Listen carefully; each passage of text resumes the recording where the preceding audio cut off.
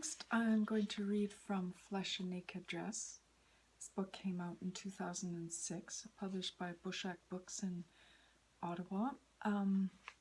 It's a collection of long poems, and 3 of which are about Erasmus of Rotterdam, Martin Luther, and Thomas More, who were friends in the 16th century when they were contemporaries.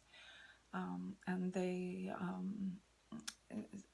spent a lot of time in wordplay in Latin, so these poems do have, particularly Erasmus's poem, there is a lot of wordplay. The other thing is that when I first moved to the Kootenay, West Kootenay, and I was reading about Erasmus, I thought how he would have loved to have been here, and so in my imagination I brought him.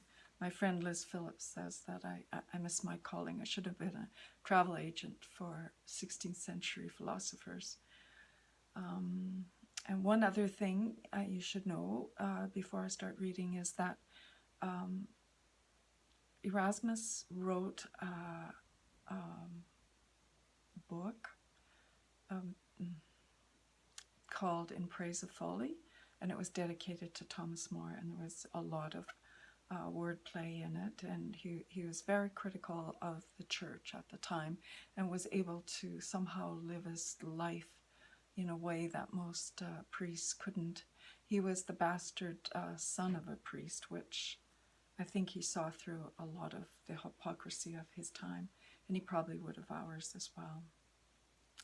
So, Erasmus of the Kootenays.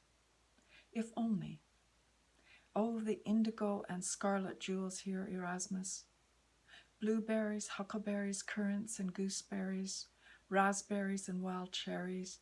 The people believed in Fawley and called him Coyote, and all enjoyed the fruit. Now a coyote can be seen on the streets of Nelson looking for the trick. The buried remains of Fawley flooded, baptized by hydroelectric reservoirs. If only you'd been here to mock the friars of engineering. 400 years after your failure, your blending belief and courage, wisdom might have saved the wild water, priests and seminarians complicit.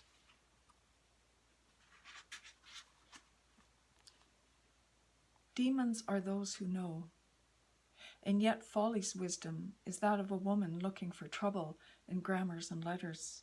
Even the saints, you said, were stupid, cowards and thieves as they survived disaster, poisonings, adultery to the church's profit. Starving wonder at star spill over heaven keeps theologians and scientists scratching at fleas and lice, while doctors and lawyers fleece the faithful. He hated to go to Paris, where the university was, because it was so dirty and he was sure he would get sick. And he probably did. Fawley laughs at the bishop.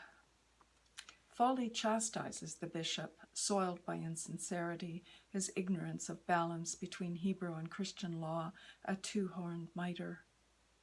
The bishop prances behind the cross, Fawley says, ignoring his vow against carnal affection, lustily tripping the pretty boys.